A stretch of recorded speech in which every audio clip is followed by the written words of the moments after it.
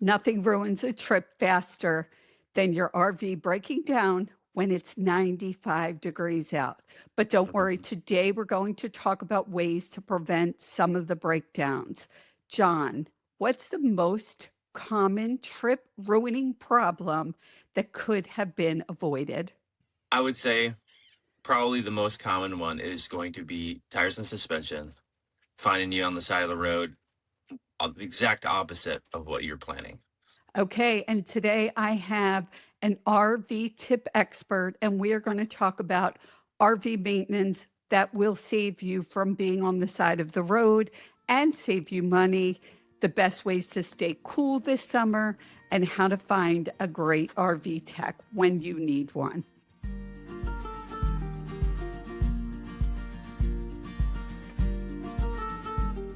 Welcome to Inspired Travels with Patti. If you are new here, I created this podcast and YouTube channel to inspire you to live life more fully. And that to me is through adventure, unique experiences, and exploring new places.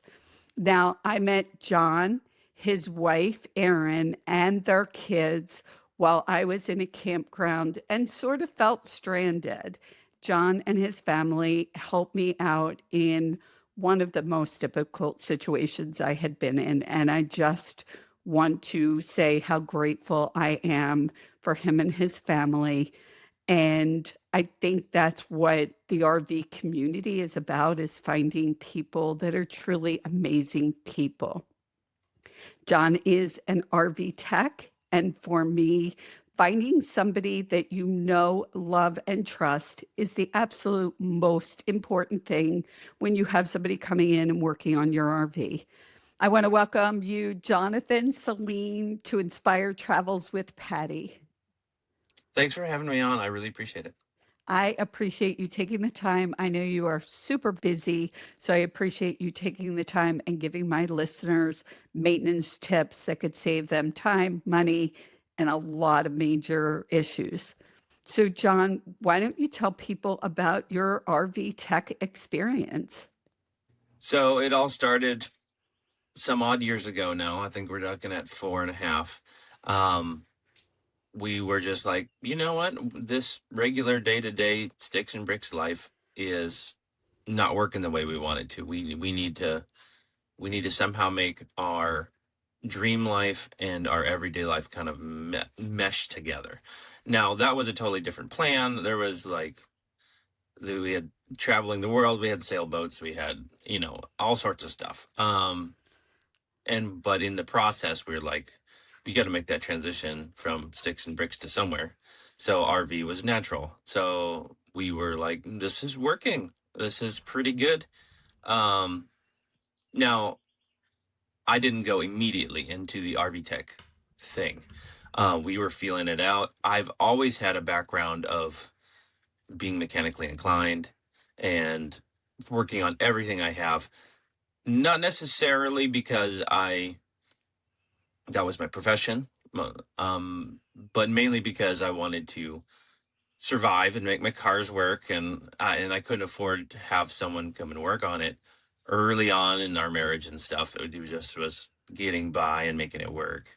So that all culminated into, here I am RVing around and getting acquainted with all of the ups and downs of RVing and applying my own skill from remodeling to automotive stuff to sort out how to work with these machines.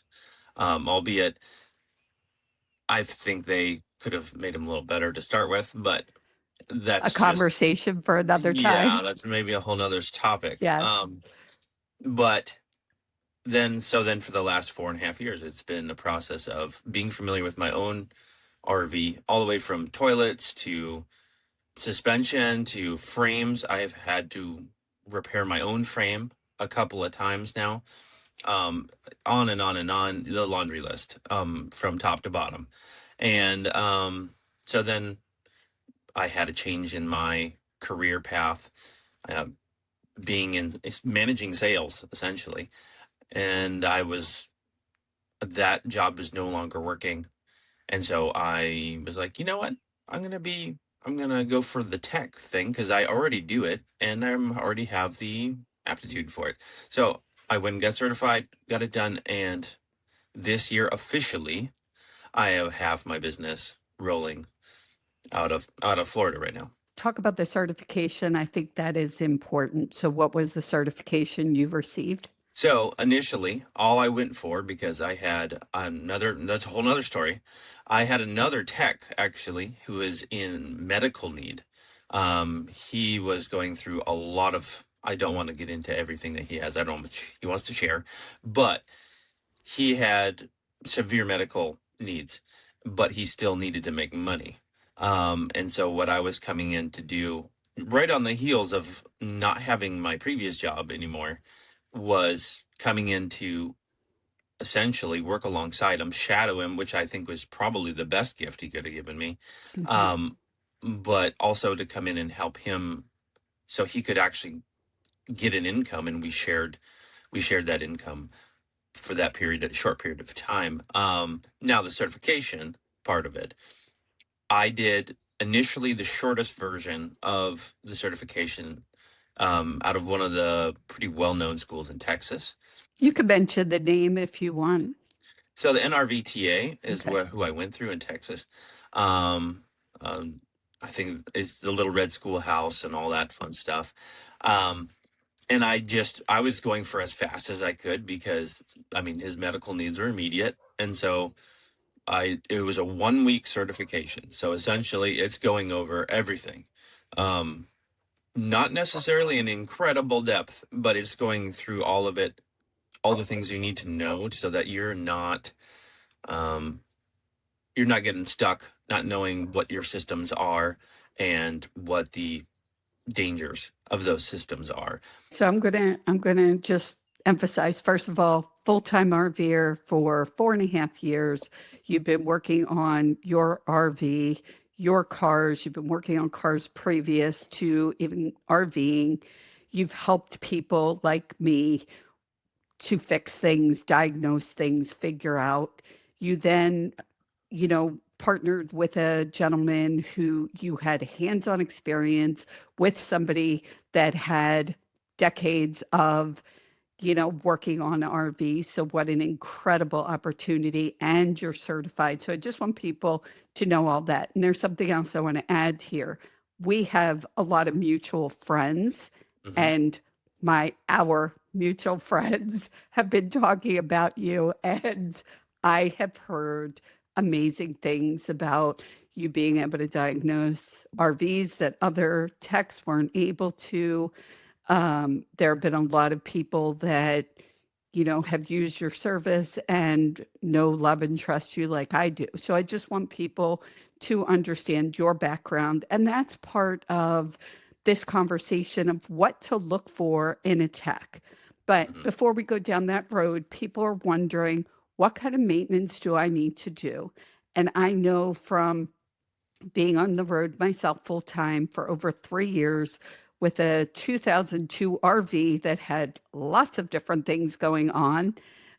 Maintenance is so incredibly important. And I know that there are people, including me, that thought, well, I don't want to spend hundreds of dollars to do this maintenance thing because Hmm. I just don't want to put that money out. We tend to wait until something breaks to fix it. Yes. We started by talking about tires. Tires not only are important, and I'm telling this to my audience, but this could be a life-threatening issue, not to be dramatic here, but it can be. So you mentioned tires in the beginning. Let's talk about tire maintenance to start, and then I'm going to let you talk about maintenance because you're the expert. So let's start with tires. All right, I'll try to keep it relatively brief because there's so much to cover. Right. Um, what I find usually is that people are either they're not paying attention to their tires at all, or they're not paying attention to tire pressure, all the classic stuff. It's really literally all the stuff that everyone's ever screamed about. It's just people skip it because they only use it when they move, and so it's not used that much in their mind. Um, Tire age, all that stuff. But tires are the quickest way to the side of the road or, an overturned. situation. So as far as like that's the reason why I answered that way. The most catastrophic situation is if you are finding yourself in traffic or off the side of traffic, or entirely totaled rig because of a simple thing of tires. So it is kind of an expensive item sometimes, but it is 100% worth it. Everything else can get to the site if the wheels are on. So that's kind of the thought process there. The I mean, it's everything. I guess I don't know what all depth you want to go into on this one, but it's going to be everything from how old is it? What is the pressure? Um, how is it wearing? Is it already toasted and you need to get another one a while ago? Um, all those questions, you want to keep those in top shape. Um, the only other thing beyond that one that is a pet peeve of mine is suspension. I have had experience after experience on my own RV trying to deal with standard suspension. I mean, literally every time I moved, I was either welding something or replacing something. I mean, not even joking. It was go for 2 hours and something's wrong because I have to go under there and look. And it's like, oh, that's broke now.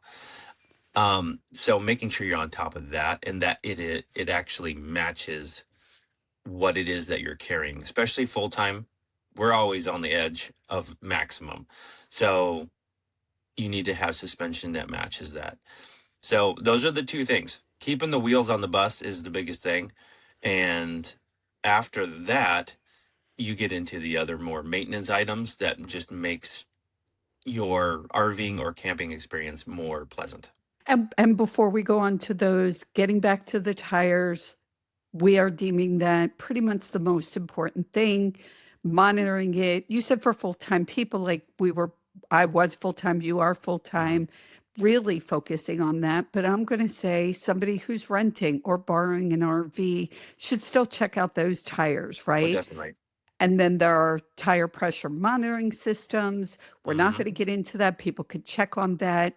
This is a monitoring system that will show tire pressure and temperature so you know if a problem is starting. And Yeah. like you said, we're not going into huge depth with any one maintenance item because this is to give people an overview, an idea of what to look for so that they can then do the research on the specifics, Mm-hmm. what specific tire for your coach, how many years it should be on, the pressure, the temperature, all of that is Yeah. very specific. So today's idea is to just touch on these maintenance type things so that people are aware and then could do the individual research. The frame, another important thing Yeah. to absolutely pay attention to. So, what is another important maintenance item that everyone should be doing on their RV? Now, do you want to go into every system, or are we just going for our summer and maintenance items? Let's talk about summer maintenance items because after speaking with you, it sounds like there is so much to this. So, for today, let's do our summer maintenance items to look at because otherwise we're going to overwhelm people. We don't want to do that. So let's talk about summer maintenance type things. So, as far as summer maintenance items, there's some things that you need to be prepped for before you hit it. First of all, um, one of the things is what is the condition of your roof? Um, that needs to be already addressed even before you get to your actual roll. About this time, you need to have it either ready or scheduled, um, because you're heading into your summer months when it's going to be taking the largest toll on the roof as far as solar damage. So what you're looking for in the roof systems is what is going to be reflecting a lot of that. So heat, keeping that off the top of your roof. Surprisingly, it has a huge effect on it. I would say that's probably one of your critical ones. But the ones you need to have done beforehand. Um, Another item is obviously making sure ACs are clean. This is like, it happens all the time, constantly, and it keeps me busy. Is You got to make sure those are clean. You got to make sure those drain. People don't think about draining when they think about ACs. You got to make sure they drain and they don't drain into your camper. That kind of stuff is critical to making sure that things stay both dry and cool as you go into the summer months. One aspect having to do with ACs that people don't necessarily think about, and somehow the logic of how this works is kind of missed a little bit, is humidity. People miss the concept of how humid the interior of their camper is. Now, this may not apply if you're in Arizona. You probably are trying to make it more humid in your camper, but my point is that in most places, as summer comes on, the moisture in the air goes up, and the issue is your AC is not just trying to cool stuff; it's also trying to dry stuff. And if it's having to do both, it's doing neither one as well as it could. So, what I highly recommend is get some kind of dehumidifier involved. And then it comes down to a balance. It's a different balance than maybe what you're used to in your camper with no dehumidifier, because it produces heat. And then you're having to rebalance your temperature to get your humidity right too. But it takes away the job from the AC unit. So then it's not having to do that as well as keep everything cool. So that is one that a lot of people miss, and it actually extends the life of your RV as far as like interior finishings. You're talking about fit and finish, but also more critically, like how mold might try to grow, or how moisture builds up in your walls or your ceiling or your floor. A lot of those things people don't think about until Mhm. they've already been down the road for a while. So that one has been a really, really strong item on my list of issues I come across, is humidity inside the camper. Now, one other item that a lot of people aren't necessarily thinking about is the really shiny camper on the corner that looks like they're just bragging because it's just so shiny. Um, and it's not all faded, it's not all sad looking. It's not just a fashion statement. It's not just, oh, look at me, I can afford to wax this. Um, it is actually really critical because obviously you have your roof on top. You have the two sides that are getting the same kind of sun. So if those sides of your camper aren't reflecting solar heat as well, they will absorb that heat. And then that gets transferred into the interior of your camper. But more importantly, going with all the other maintenance items, is it will actually start to deteriorate your exterior. And then that's when you get your fading, and then it starts to really do some damage. So it's not only a fashion statement, it's not just I'm fancy, look at me. It is I'm keeping the heat off and I'm maintaining my vehicle for the long run, is what it comes down to. So those two last ones specifically are ones that people just don't consider. And things like protecting your tires, like putting the tire cover on, because again, the heat, I learned this sort of the hard way, the heat will deteriorate the tires. Now, luckily, they were older tires that needed to be replaced. But yeah, taking that few minutes every time you stop and putting those tire covers on. Yep. Okay, so we're talking a lot about preparing for the summer, obviously, the AC. I believe Hmm. there are people that'll probably stay like in the Florida or lower states because they don't want to travel, maybe because of the gas prices. I talked to just as many that Yeah. are getting out of, out of town because it's way too hot. So these are some great ways to stay cool. What I'm understanding is maintenance is a lot bigger than I realized. And so we're going to focus on the summer and then probably need to have you back on to talk about more maintenance tips. How do I know? A big question that I think about, how do I know whether to make something a DIY, do it yourself, or call an expert? That is going to be a case by case in a lot of situations because I don't know the skill level of everybody out there. Well, I can say in general, most people are going to be minorly mechanically inclined or can go and figure out some of this information on their own. However, there's a cross section of people who can't. They just don't get it, or they can't because they just physically can't. So, um, that would be the most clear line for me, is that if you know that you're just going to mess it up, or you know you're just going to hurt yourself, you're going to want to call somebody. Now, that's, you want to call someone you trust, like you were covering before. You got to call somebody that you know isn't going to just, take your money and run or damage something in the process. So, now, when you want to get into slightly more specific, when do you call that expert versus a not, is really, it's going to come down to your comfort level with your skill and your abilities.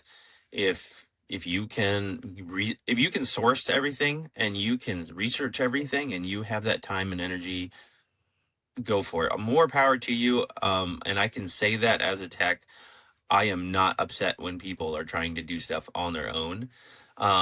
There's already too much work I have to keep up with. And if people get educated along the way and learn how to work on their stuff, that's super valuable.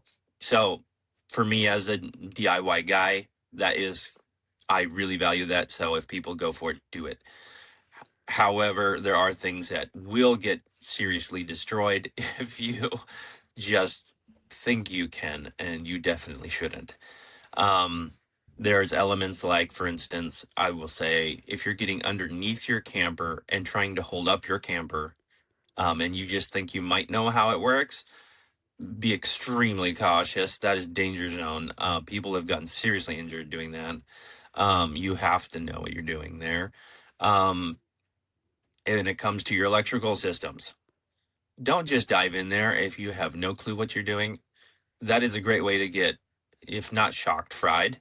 So be very careful. You could burn down your camper if you're not careful. So really seriously know what you're doing, not guess what you're doing.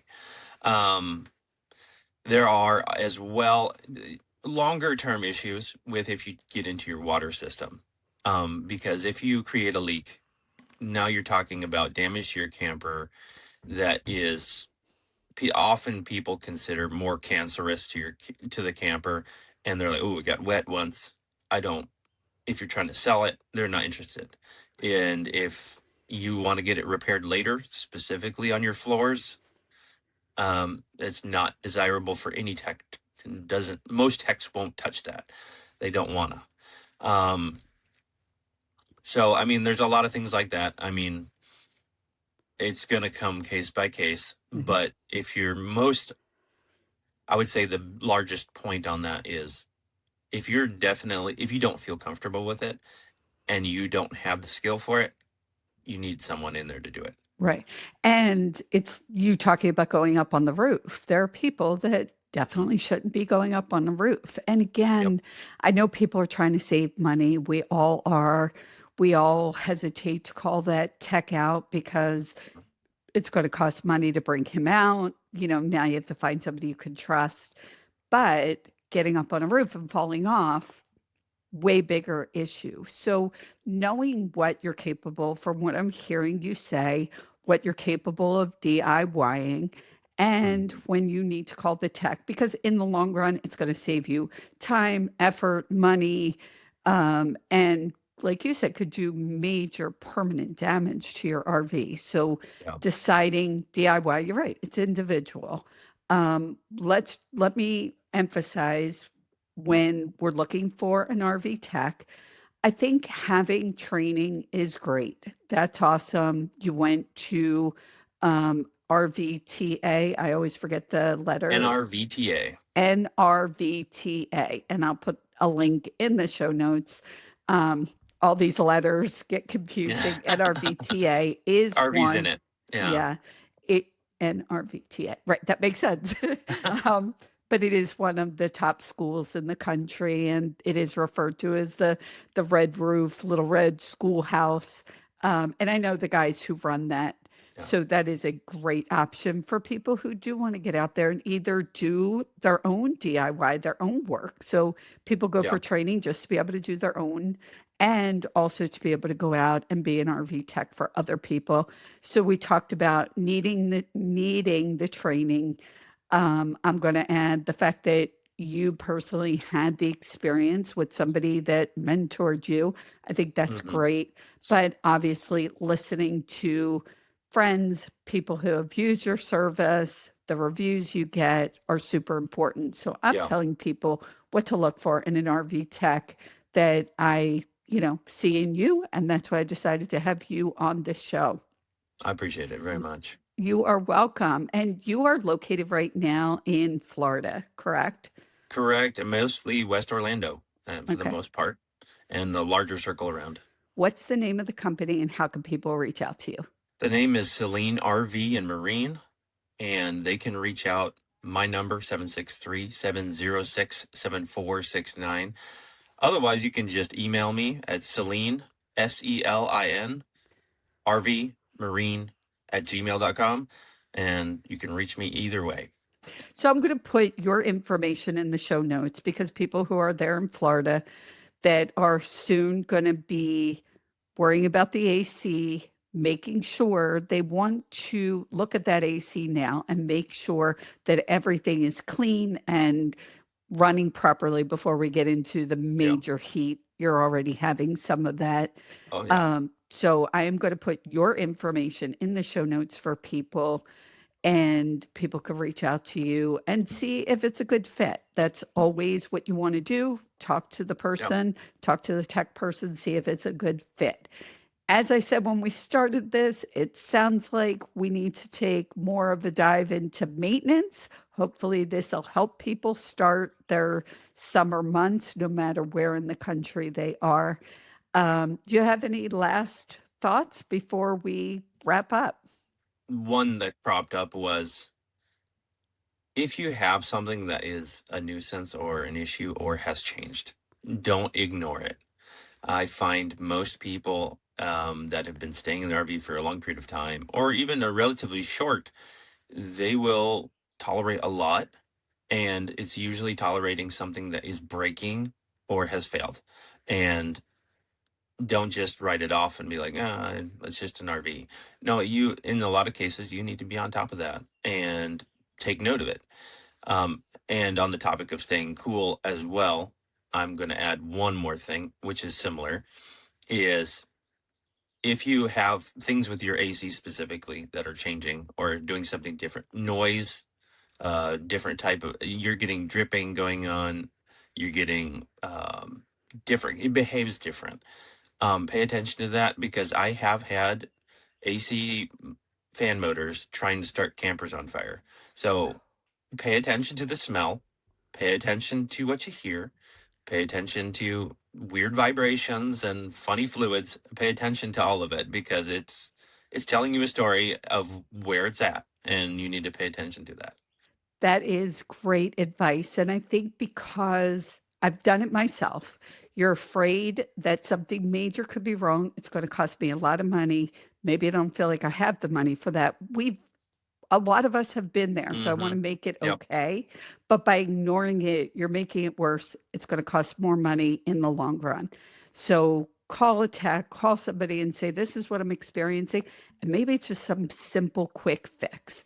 The other side of it, like you said, creating a fire is a bigger problem than anybody Yeah. wants to have. So thank you for mentioning that. It's true with anything, whether you're in a house or an RV. Pay Yeah. attention to these things. I want to thank you, Jonathan, so much for being on Inspired Travels with Patti podcast. I know you're busy, and I greatly appreciate you taking the time out to be on and share so much amazing information that's really going to help people. I hope people really take what you said to heart and get on that maintenance before we really get full into the summer months. I know I'm going to have you back on because there's a lot more maintenance tips I know you could share with my audience. Thank you so much for being on. You're welcome. I'm just trying to get people down the road more pleasantly than before. That sounds awesome. That is an awesome goal. So, for my listeners, thank you so much for listening. We talked about how to reach out to Jonathan. All of his information will be in the show notes. Do not hesitate to reach out if you're not sure, you have a question. Reach out to him. That's what they are there for. He and his wife work together, and that is what they are there for. For those of you who were inspired or this episode really helped you, your support is so important, and you can follow, you can hit that subscribe button. It is very helpful. If you have been listening on the podcast, you could also watch this episode on YouTube, and we'll see if Jonathan has some pictures to share with us that we will put up on YouTube. And I hope for my audience that this episode of Inspired Travels with Patti inspired you to get out and get down the road, as Jonathan said, because living fully starts with one simple step.